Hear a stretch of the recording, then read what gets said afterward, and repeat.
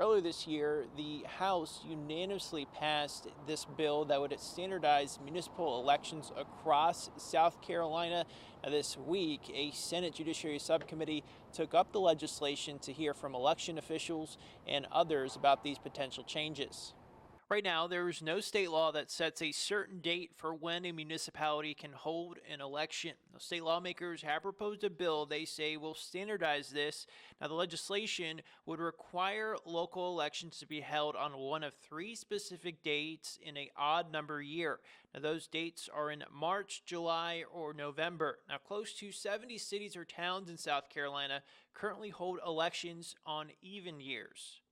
The old joke is there's an election day every Tuesday in South Carolina.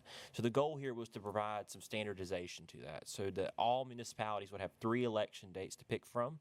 Now, the subcommittee did amend this legislation to close a local election law loophole that requires an incumbent municipal official to remain in office if a candidate challenges the outcome of the election. You don't want someone who's not intending to run again to have to continue to serve. There's no other provision for any other state or federal level or county, only for municipal elections is my understanding. So we don't want to force anybody to continue to serve essentially against their will. Now, the amended version of the bill was carried over by the subcommittee. Now, the soonest the legislation could be taken up on the Senate floor is in January when the legislative session resumes.